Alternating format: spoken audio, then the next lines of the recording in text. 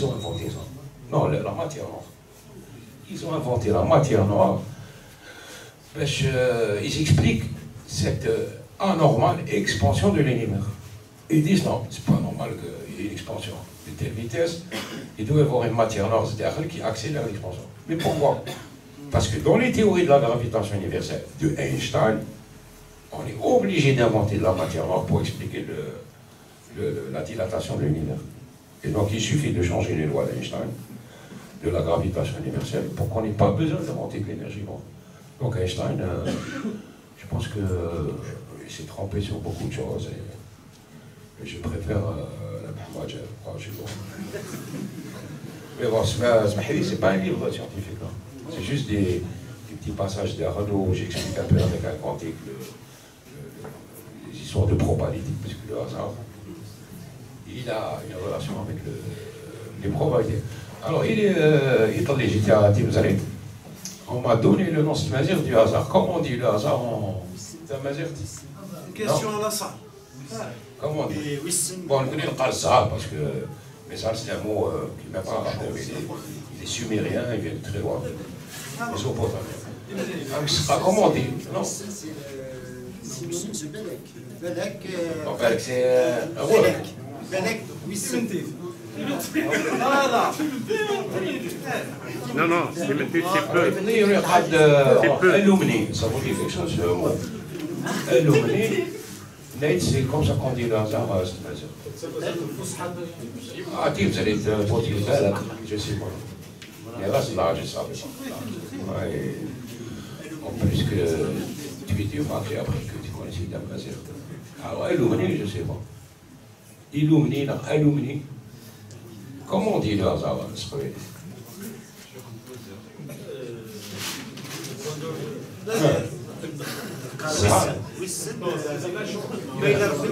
Est-ce qu'il y a une différence entre la chance et le hasard? C'est comme Shaitan, il n'existe pas, oui. C'est une invention. Shaitan, c'est une invention raisonnable. Dans les anciennes religions. Mais les anciens qui n'arrivent pas au hasard. Ah si. Parce que. Nos anciens. Ils croyaient au contraire. Ils rejoignaient, c'est quoi? La magie, c'est quoi? C'est pour conjurer du sort. Et Waken, tu auras de la chance.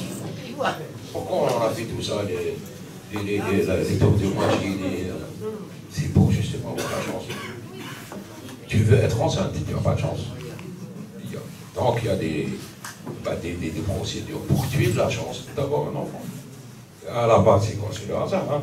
C'est comment maîtriser le hasard. Les chamans, ils font ça. Nos ancêtres ont fait la même chose. Les sorciers indiens, tout le monde a fait ça. Tous les peuples, parce qu'ils ont compris. Ça, c'est quoi? C'est le hasard. Qui maîtrise le hasard? Maîtrise l'univers. Après, là, on a fait autre chose. On s'est dit, on va invoquer Dieu pour qu'il maîtrise le hasard en notre faveur. Alors que dans le livre que vous allez acheter pour avoir de la chance, bien sûr, c'est pas pour gagner de l'argent. Il n'y en a pas beaucoup de toute manière. Hein. Des livres, il n'y en a pas beaucoup. Donc c'est pas la peine, arrête de faire la promotion. Ah, c'est vrai. Donc, nous, on a fait un autre chemin en Nédéou, Dieu pour avoir de la chance. Après, il y a un autre phénomène, c'est le Zéouyat, les malades de on passe plus par Dieu, ce qu'on appelle les intercesseurs. C'est-à-dire Wali. Wali, je ne sais pas, Sidi Ayad ou Sidi Mtaraf. Et on va en fait le lire pour qu'il intercède auprès de Dieu, pour que lui-même intercède auprès du hasard, pour que nous on ait de la chance. C'est compliqué. Vraiment, on est un peu tordu. Alors c'est beaucoup plus simple d'aider directement le hasard. Si tu fais de Dieu le hasard, tu vas t'adresser à lui. Ah oui, ça. Tu vas passer par, je dis Mengilad qui va passer par Sidi Rehan, qui va passer par Dieu, en fait, qui va passer par le hasard. En fait, ça va revenir au honneur sous la forme de hasard. Il vaut mieux aller directement. Il y a hasard avec les hasards. C'est plus ça. C'est ce qu'au fond la secte, dans ce livre que vous n'avez pas acheté parce qu'il n'y en a pas beaucoup, c'est ça. Une vingtaine maximum. Donc ceux qui ont eu ce livre, c'est les gens qui ont eu de La chance. C'est la chance. Voilà. Il y en a qui peuvent encore avoir de la chance en achetant le livre. Les chandages, on a jusqu'à. Je sais pas C'est comme combien. ça la chance, on n'en a jamais beaucoup. On n'en a jamais assez, justement. Schwir, il a dit quelque chose, non, c'est pas lui, c'est notre ami le physicien. On peut quantifier le hasard. Et au fond, c'est quoi la différence entre un pays développé et un pays moins développé? Un pays développé va, va le repousser à sa portion la plus petite. Ça va en faire long. Le hasard, il va influer à 10% sur les gens. 50. Dans des pays moins développés, 90%. Il y a un bus qui va t'écraser. C'est très rare qu'en Finlande de se faire écraser par un bus ou de mourir par un tremblement de terre. Donc en fait, en Finlande, j'ai pris juste l'exemple de la Finlande parce que c'est un des pays qui a la plus grande espérance de vie, l'IDH, le développement humain. Donc, on va dire que c'est un des pays les plus développés. La chance, elle est limitée, on va dire, à 17%. Et en fait, les sous-développements, c'est quoi? C'est que nous, on est touché par le hasard à 50%. On a une chance sur deux de ne pas mourir d'un cancer. Alors qu'en Suisse, un cancer se guérit. Donc c'est plus de la malchance. Il y a la science qui va faire un traitement. Et donc, si le cancer tue, on va dire, une personne sur deux, en Algérie, elle tue 4 personnes sur 5. Donc là, dans ce cas, c'est pas le hasard, c'est le sous-développement. Différent. Bon, ça, il y a le hasard pur, hein, auquel ne croyez pas s'il y a des spécialisés, le point carré, qui expliquait le hasard comme la rencontre entre deux séries indépendantes. C'est-à-dire, il y a quelqu'un qui marche par là, et il y a un pot de fleurs qui lui tombe sur la tête. La première série indépendante, c'est donc le bras tout seul. Et la deuxième série, c'est le poupou. C'est une série indépendante au départ. Pour un carré, qui d'ailleurs, Einstein lui a volé tous ses travaux, c'est lui qui a défini la relativité, etc. Pour un carré, ça, c'est la fin du 19e. C'est lui qui a dit, Einstein n'a même pas, non seulement, il l'a volé, mais il n'a même pas mentionné. Voilà. Donc il définissait le hasard comme deux séries indépendantes, au départ, qui se croisent. L'exemple que je vous ai donné. Et par ailleurs, pour un carré, pensez que le hasard, c'est qu'on n'a pas assez d'informations pour définir. Par exemple, je vais jeter cette bouteille. Si je calcule la vitesse du vent, la force de mon bras, le poids de Zakarat, etc., je saurai où elle va tomber. Mais si on ne sait pas où elle va tomber. Ce n'est pas du hasard. C'est l'impossibilité d'avoir exactement la mesure précise. Sauf que depuis la théorie du chaos, etc., on sait que le hasard n'est pas une histoire de précision de mesure. Et là, je dis souvent, là, je suis un fumeur, là, je fume des cigarettes. Les statistiques disent qu'un fumeur sur deux va avoir un cancer du poumon. Donc, à Alger, c'est un Dableo, je le vois souvent, on fume tous les deux. Et il me dit, les choses, un fumeur sur deux va avoir un cancer du poumon. On est deux, mais je préfère que ce soit qu'il meurt. Donc, soit il va mourir. Ça, il a raison. Parce que les statistiques, c'est quoi? C'est qu'on m'a dit, attends, j'invite deux autres qui fument, ils arrivent, on a un an, on est quatre fumeurs, il y en a deux qui vont mourir, c'est vous. Alors, c'est ça les statistiques.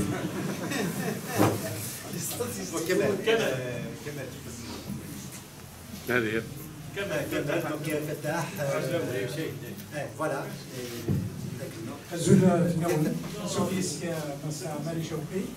Donc, j'ai deux questions à vous poser. La première, dans votre roman, vous avez utilisé un compte à rebours. J'ai deux questions à vous poser. Donc, la première, dans votre roman, il y a un compte à rebours. Il commence par G-43, G39, 37, jusqu'au jour J, là où la secte Zahir va se réunir à la place des martyrs. Ensuite, il y a le J plus 1. Les chiffres que vous avez utilisés, c'est des chiffres impairs. Qui représentent ce qu'ils représentent, selon vous. Et comment vous avez choisi Justement, ce n'est pas des chiffres choisis par hasard. C'est-à-dire, est-ce que le 43 représente le nombre angélique? Les chiffres ne sont pas choisis par hasard. Il y a une logique dans les chiffres. Ah, je ne vais pas aller dire, qui va acheter mon livre? Parce qu'il y a le... Il y en a chez Mhendet. Parce qu'il y a le 43... Ah, en fait, c'est des chiffres, c'est des nombres premiers. C'est des nombres premiers. Et le J plus 1, c'est le premier des nombres premiers. Parce que les nombres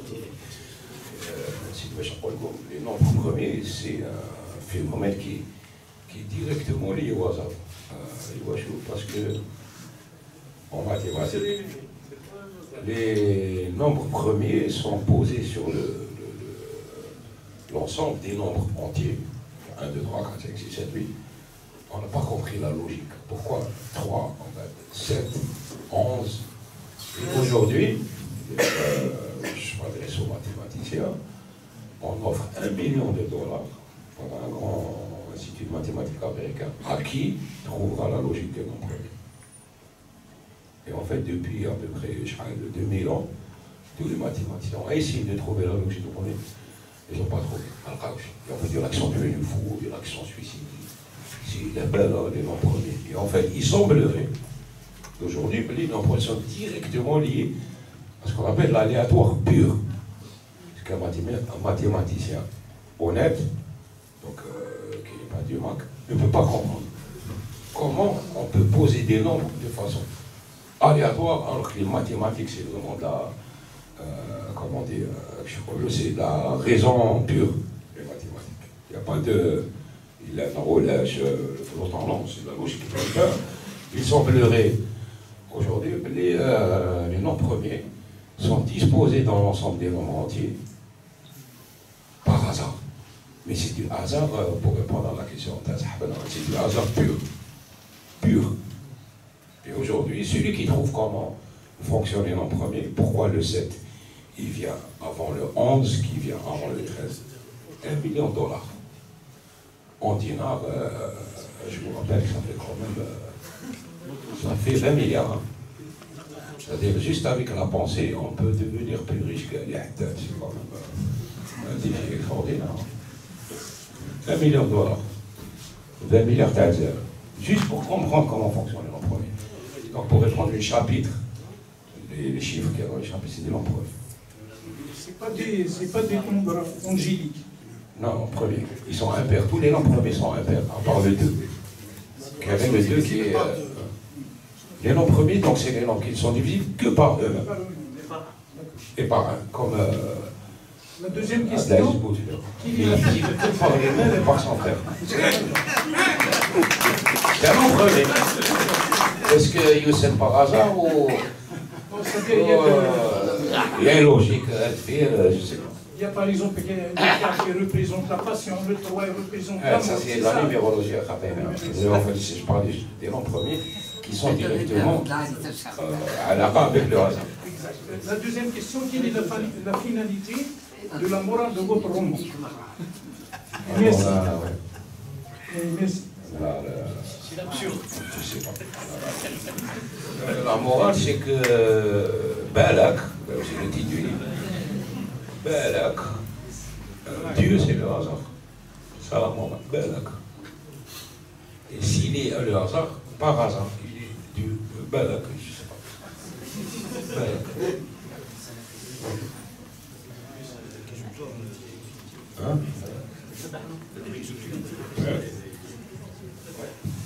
C'est bon,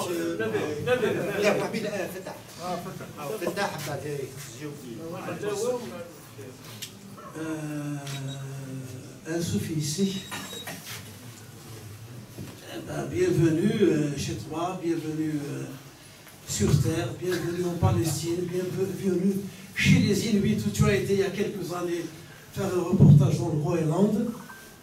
Et on était, je crois que c'était l'été, au mois d'août par ici, je ne me rappelle pas. Galamtan. C'était 22 heures par jour. 22 heures. Donc on est toujours en se plaint, 22 heures par jour. Il est gaz. 22 heures par jour. Mais je suis tard. Ok. Non, j'avais une voix de chef. Mais tu as rencontré des musulmans là-bas qui faisaient pareil. Non, pas d'un année, mais c'est pas possible 22 heures, donc. Faut une fois de, je sais pas qui, de. Ils mangeaient par rapport au. à la mosquée de Paris. Là, par rapport au point le plus proche. Oui, mais ils sont moches que c'était 18 heures. En fait, la limite, c'était 18 heures. Jour. Donc, je crois que j'étais aligné sur l'Islande ou l'Angleterre. Moi, j'ai envie parce que tu es venu nous parler de Balak là, et la dernière fois, tu étais venu nous parler d'un autre roman, et nous n'avions pas eu la chance, en quelque sorte, ou l'occasion de le faire. C'était le 29 juillet, et il s'est passé quelque chose, et on a parlé d'autre chose, on a parlé de révolution, et je pense que dans cette petite ville-là, presque, cette petite révolution, nous l'avons réussi, parce qu'aujourd'hui, nous sommes là, sans les autorisations de la chef de Daïra, que tu as. Tu as dit qu'elle interdit une pièce de théâtre alors qu'elle n'a jamais mis les pieds dans une salle de théâtre. Voilà, donc je vous remercie pour ça, pour avoir pris position déjà avant l'appel à la marche. Je crois que vous aviez à l'époque consacré 2 chroniques à ce qui se passait en presse. Donc le roman à l'époque c'était L'Âne mort, que tu avais consacré en quelque sorte à Foulaïn Daouroche. Un hommage.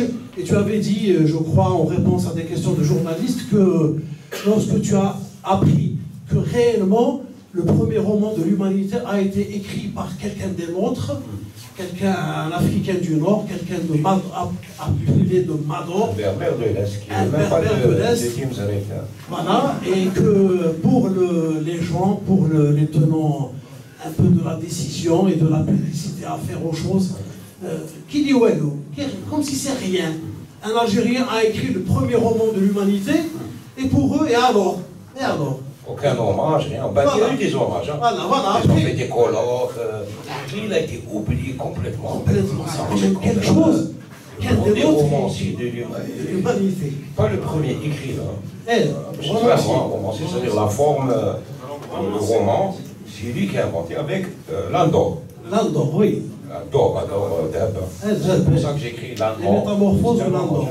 Je parlais de Saint-Augustin. Donc on a eu quand même Saint-Augustin qui a réglé un problème métaphysique que chez les chrétiens, parce qu'il était chrétien à l'époque. Saint-Augustin qui est donc un berbère de l'Est,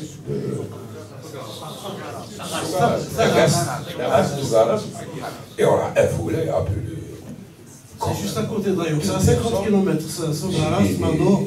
Aucun hommage, ni Saint-Augustin, ni Abou.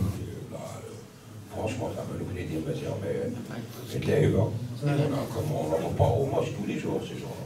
Alors, ma question, à la lumière de Balak, les 2 romans, la suite, est-ce que le fait que Appelé de Mandor ait écrit le premier roman de l'humanité, ce n'est pas juste dû au hasard?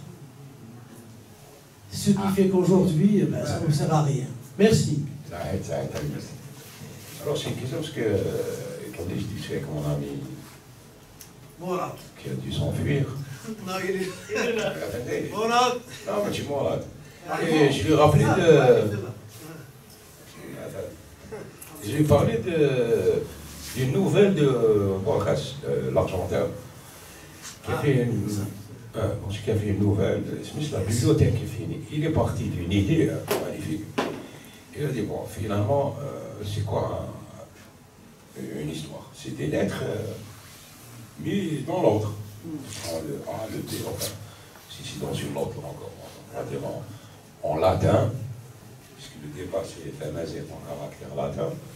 Et donc, on va prendre les lettres, on va les mélanger, ça fait des mots, des phrases. Et donc, il a imaginé que c'est une bibliothèque où il y a toutes les combinaisons possibles de toutes les lettres. Ça, c'est l'idée de base, en bête. Ça veut dire que dans cette bibliothèque infinie, il y a toutes les combinaisons imaginables. C'est-à-dire, qu'est-ce qu'on trouve? Des livres qui ne veulent rien dire, puisque les lettres sont mélangées. on trouve le mode d'emploi d'une machine à laver. On trouve Balak, puisqu'il y a toutes les combinaisons possibles. On trouve Balak, on trouve la montre, on trouve, ça va plus loin, ta vie, du début à la fin expliquée. C'est-à-dire, on trouve le Coran, on trouve la Bible, on trouve tout ce qui peut exister en combinaison.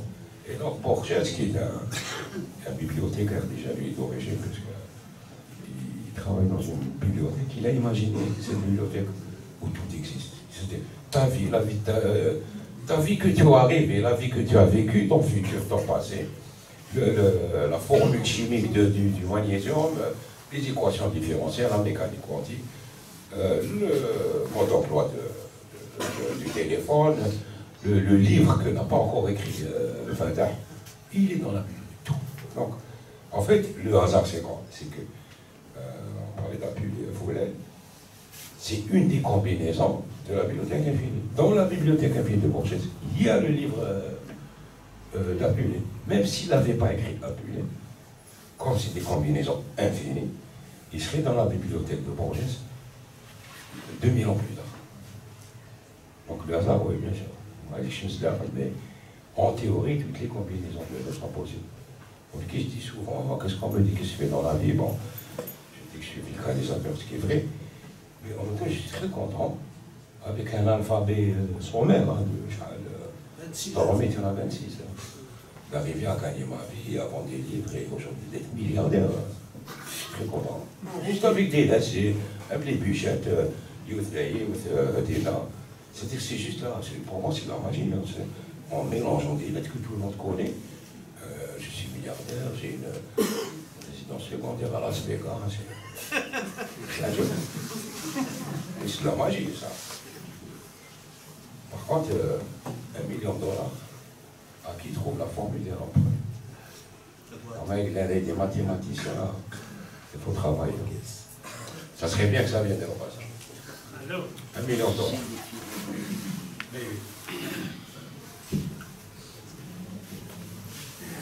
Monsieur André, أزول بالله كنت في مثل مرضي ماشي مجنون السنتر كولتورال أوقات معليش. Monsieur Amari, chroniqueur, journaliste, écrivain, on a tendance à vous entendre, à entendre votre speech et à vous dire que vous avez tendance à vouloir à chaque fois secouer comme un chiffon qu'on trouvait à côté pour voir ce que c'est, à secouer un arbre pour voir quels sont les bons fruits qui vont résister, qui ne vont pas tomber. Vous avez tendance donc à provoquer un peu la conscience des gens pour qu'ils aillent jusqu'à comprendre à demi-mot et surtout ce qui est contraire à leur point de vue sur le sujet. D'ailleurs, entre parenthèses, je vous demanderai justement de nous expliquer le mot des bro-bro. Ça c'est d'une part. Et d'une autre part, je réitère un peu la question de votre ami. La moralité du contenu de votre livre, qu'est-ce que c'est exactement? Qu'est-ce que vous voulez qu'on comprenne? Vous nous avez secoué depuis tout à l'heure, mais que doit-on comprendre? La moralité en elle-même. Merci. Bon, pour la morale du livre, j'ai répondu, c'est d'imaginer peut-être que le vrai Dieu c'est le hasard. Ça s'est répondu, mais pour la première question, les bro, c'est un mot de Mouhia, mais pour son nuance, on m'en veut à moi. Effectivement, j'aime bien provoquer les gens, je l'ai et pourquoi pas ne pas expliquer aujourd'hui le brobo dans le sens, dans le sens de Mouhia, c'est-à-dire espèce d'extrémiste, sinon non mais c'est pas le. Chez l'Inter, qu'est-ce qu'on met dans le Tamazer? C'est pas la graphie berbère, latine, nord-est-arabe, on s'en fout, qu'est-ce qu'on met, qu'est-ce qu'on produit dedans? Donc le bro dans le sens extrémiste, il pose un problème racial. Les Arabes, les Kabyles, les Arabes, ça va, les Arabes c'est les méchants. Les Kabyles, c'est les bons. Je peux vous donner des noms de Kabyles qui sont méchants. Et vous les connaissez pas. Donc le problème, c'est qu'on est en train d'ethniciser un débat qui n'est pas le bon débat. Nous, on est meilleurs, les plus bons, les plus intelligents, la meilleure note au bac. Et les Arabes, c'est les méchants. C'est pas vrai. Mais accepter cette idée qu'on rentre dans un problème ethnique. C'est-à-dire comme les Américains ont massacré les Indiens, en bas de les Rohingyas musulmans de Birmanie sont massacrés au nom de l'ethnie. C'est très dangereux. Donc, je voulais alerter les gens, attention. Ce discours est très dangereux. Bon, il faudra encore savoir, mais je ne sais pas si ça continue. On sait ce que ça a donné dans le monde, ce genre de discours racial. Il faut faire des discours sur l'intelligence. Oui, oui, c'est pas. Il est arabe, il est kabyle, d'autant qu'en Algérie, il n'y a pas que des kabyles et des arabes. Il y a des descendants de Maltais, de Romains, il y a des sans-rails. J'imagine qu'il y a peu de gens qui savent que les sans-rails qui existent à Kabyle sont là depuis 3000 ans. Donc, elle me le connaît, hein, ils sont là, ils sont ni arabes ni méros. Donc, ethniciser le problème de l'Algérie en disant les Kabyles, c'est les bons et les arabes, c'est les mauvais. C'est une erreur non seulement historique, civilisationnelle et génétique, mais en plus, c'est dangereux. Donc, je pense qu'il faut combattre ce genre d'idées. Et en parlant de Boro, j'ai fait bien sûr de la provocation parce que c'était pour alerter les gens à ce discours est dangereux.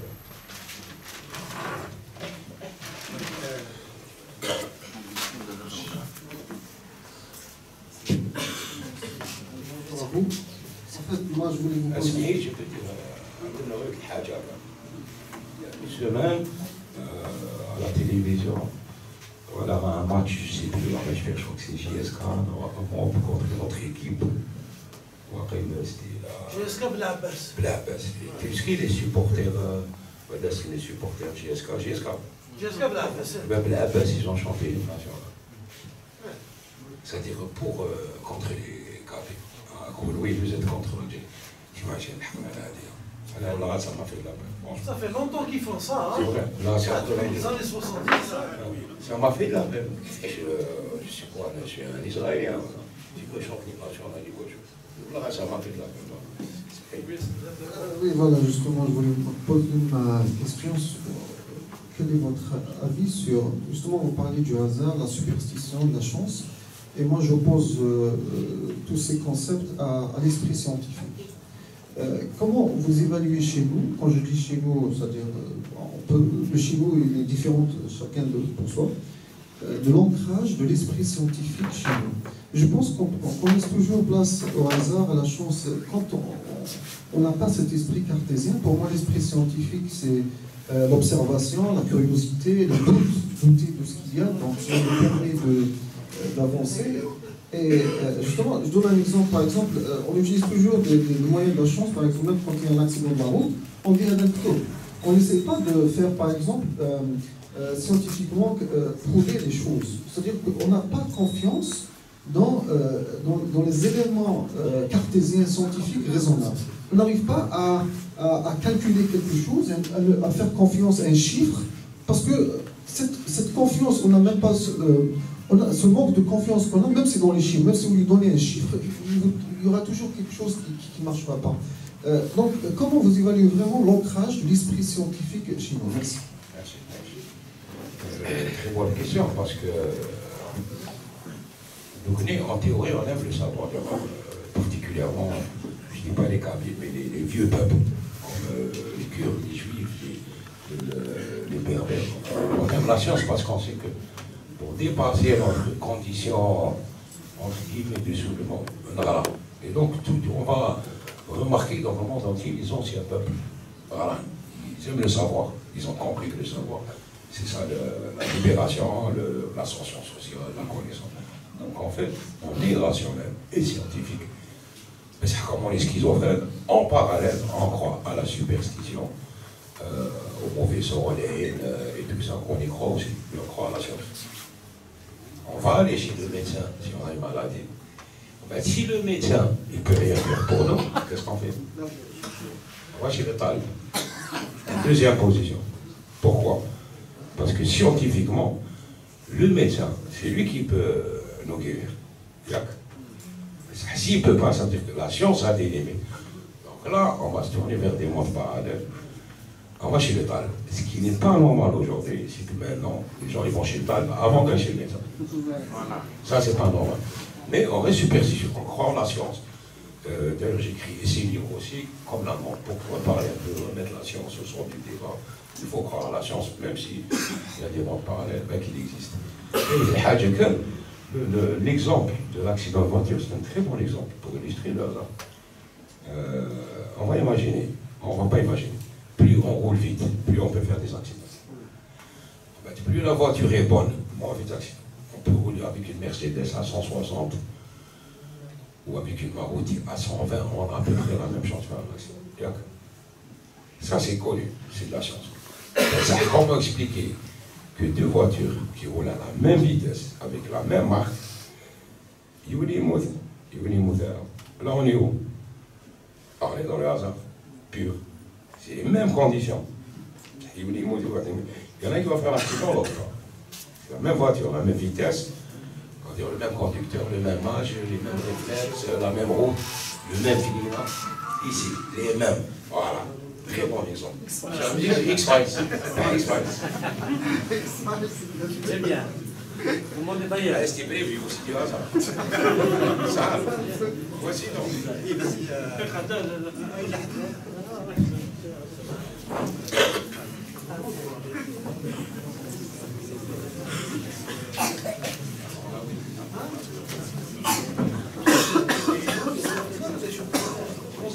Bonjour.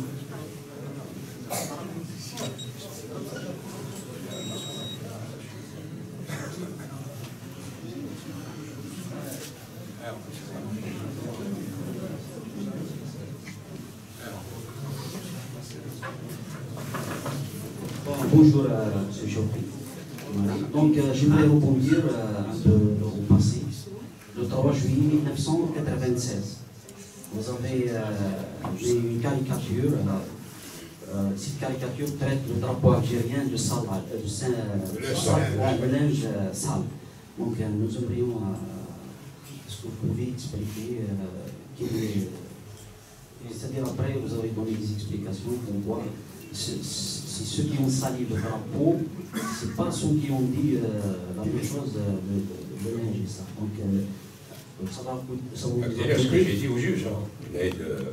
Comment trouver la mousseur, c'est la question si je vous si c'est moi, ok, je suis en réflexe.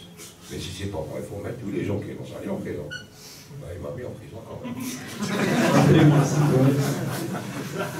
C'est de la chance. Le problème, c'est pas la mousseur, c'est les chevaux mousseurs. C'est pas on est sous-développé, qui les a sous-développés? C'est pour revenir au livre. C'est pas pourquoi on a de la chance. C'est pas la question. On n'a pas de chance. La question, c'est qui fabrique la chance? Mais il y a une qui a pourquoi? Ma grand-mère me disait, voilà, on vit mal. Cette vie, c'est pas nous, c'est l'autre. Je trouve ça injuste. Ça même nous, c'est pas pour nous cette vie. On est des musulmans, on va souffrir. Parce qu'il est dos, on va avoir la belle vie. C'est ça que je dis, qui s'en m'avait choisi. On n'a pas le droit à cette vie. Non, nous, on va souffrir ici. Complètement, cette explication. On ne peut pas avoir les deux, là. C'est pas possible, un peu des, non. Il disait, les Gaules, ça ne veut rien. Ils ont celle-ci. Mais en gros, on va les massacrer. La vengeance, le retour de la vengeance. C'est une explication. On peut avoir un peu d'ailleurs, sans aller là-bas, dans le cabaret. On ne fait pas de cabaret. Alors, mais on va pas souffrir. On ne fait pas de cabaret, il suffit d'aller à Vichy.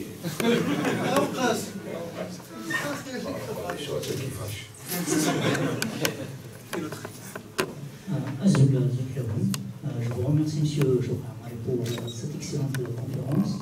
Même si je n'ai pas lu votre roman, je vous remercie. Pourquoi? Pour une simple raison, parce qu'on vit dans un pays où on néglige le hasard. On demande à toute réponse que tout est destiné, l'État algérien gère tout, Dieu gère tout. Donc, je veux remercier pour ce roman, parce que le hasard, c'est quelque chose qu'on retrouve dans la nature. Alors, je vais vous donner deux remarques. Vous allez parler d'une bibliothèque infinie. Je peux vous la montrer, cette bibliothèque. Elle est dans un chiffre pi, puisque les lettres arrivent par hasard. C'est un nombre, un nombre univers. Alors, exactement, il y a même même ton numéro de sécurité aussi. Oui, c'est bon. Alors, donc, tu c'est un nombre infini. On parle les frères Courtin, ils ont fait un livre dessus, je crois. Alors, quand vous dites le hasard c'est Dieu,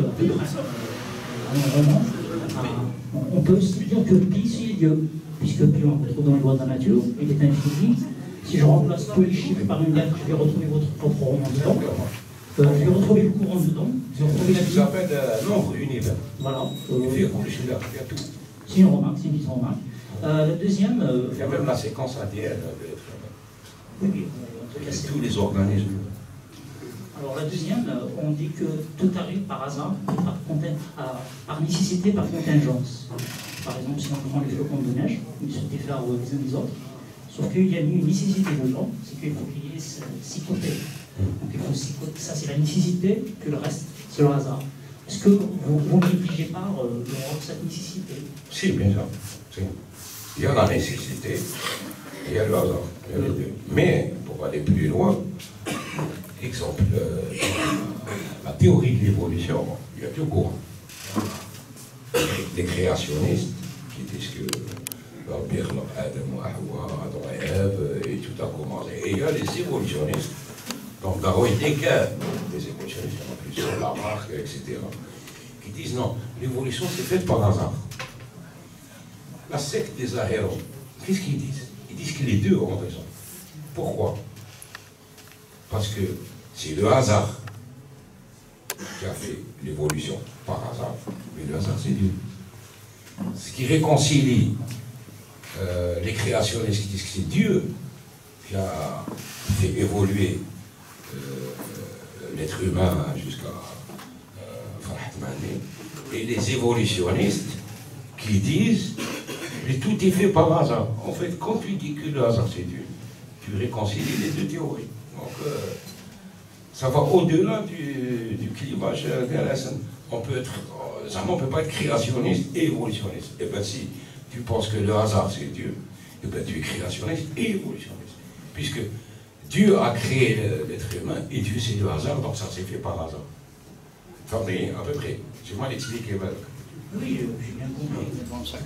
La nécessité et le hasard. Mais si le hasard c'est Dieu, c'est donc une nécessité. Donc le hasard est une nécessité. Bon, dis Fontaine, moi je comprends pas, je suis allé en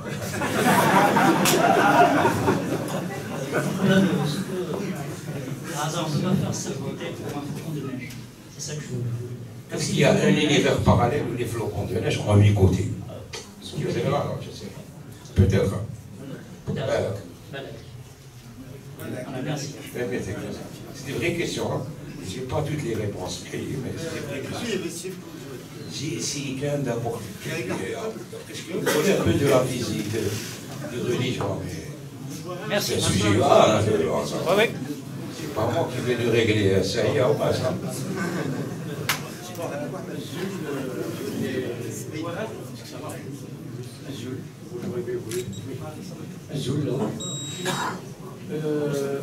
Voilà, j'essaie de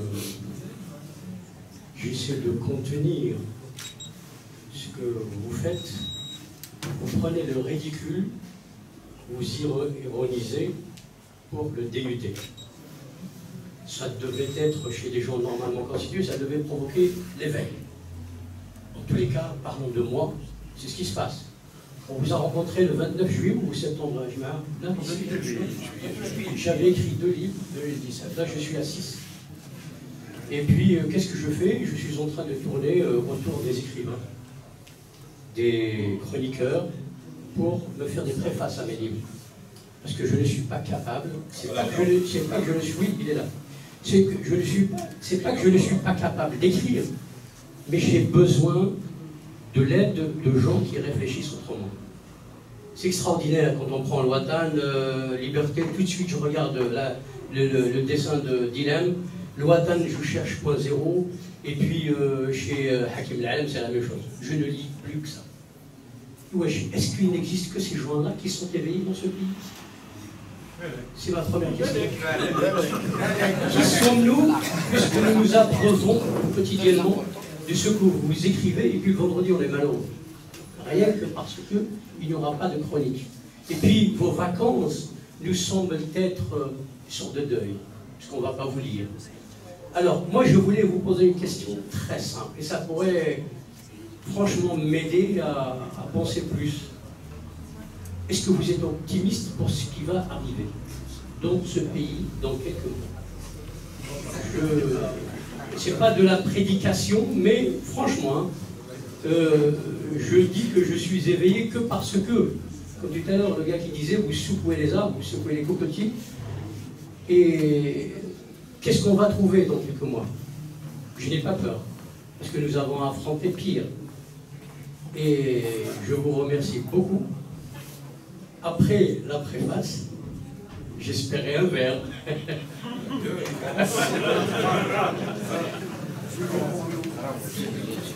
On va prendre une dernière question. La préface, je ne sais pas. Je préfère la préface. Et Machi, il va voir qui fait une préface. Une dédicace.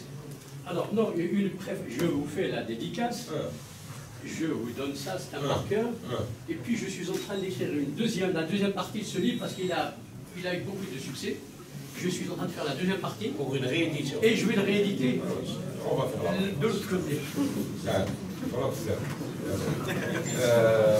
Pour la question, qui je suis un auteur, chroniqueur, vulcanisateur, donc je ne sais pas ce qui va se passer, mais je reste optimiste. Même s'il y a un 5e mandat, de toute façon, ils vont changer encore la constitution pour mettre en place un vice-président. C'est le vœu un peu de Saïd Bouteflika. Ils vont mettre un vice-président comme ça. Si Bouteflika disparaît avant les 5 ans, c'est le vice-président d'y aller pour être président. Ce qui revient à la question, qui va être président? En fait, il semblerait, ah ouais, je ne suis pas un chouafard, alors que c'est un très beau métier. Et interdit, illégal. La vraie question, c'est qui va être vice-président. Et toutes les négociations qu'il y a lieu actuellement, c'est, je pense, à Robert Kanirata, autour du poste du vice-président. Donc ça va être Yahya, est-ce que ça va être Rabah Madjad, je sais pas. Ali Louzic. Pourquoi pas, il a gagné contre l'Allemagne, il peut gagner contre Gaël Salah. La question n'est pas là.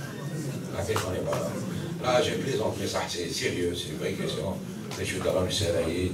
Est-ce qu'on va encore faire un 5e mandat qui est un suicide collectif? Donc, ils vont trouver une solution entre les deux. Essayer de placer un vice-président qui va reprendre les pouvoirs, je pense. Si, je ne sais pas, mais s'il ne se présente pas, ça va être une élection ouverte. Qui va gagner? Le FFS vient d'annoncer son boycott. Donc, ça va jouer entre. Irderi, c'est le candidat de qui? Non, mais il est contre. Entre Benflis, qui a quand même des soutiens. Si Bouteflika se présente. Mais restons optimistes. Comme on disait, semaines qui ça veut dire l'histoire des langues, ça change, ça monte avec les galfos ou les terres et vice-versa. Soyons optimistes. On se serre un peu à la barre et on essaie de ne pas se battre parce que c'est vraiment ça. Je cherche le régime, la diversion permanente et d'ailleurs ça dans le vrai sens. Peut-être qu'au Sénat, ils vont essayer de Chalem, que ce n'est pas une région, peut-être la Kabylie comme souvent, donc il faut faire attention. Parce qu'ils vont jouer sur ça, ils vont leur amener un candidat, je ne sais pas, celui qui va sauver le monde, Matrix, l'élu. Donc, وسهل يمكن attention لا لا كوتا صح. Le dernier intervenant maintenant. Le dernier, une dernière question.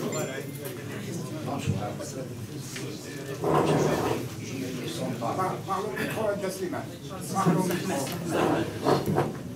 J'ai une question.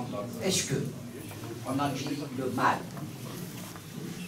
c'est en la personne riche, nous ce qui nous intéresse. Vous ne faites pas ou l'avoir de là ou l'avocatie, ça je m'en fous.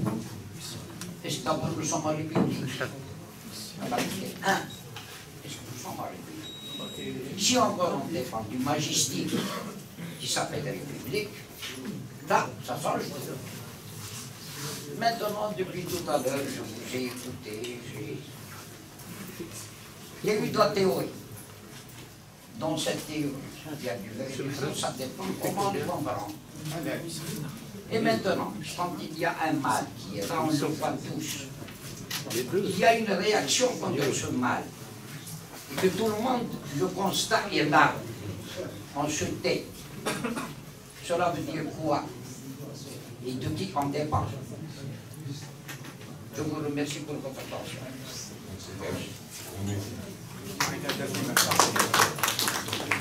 C'est la vraie question, ce qui est individuel, c'est un collectif.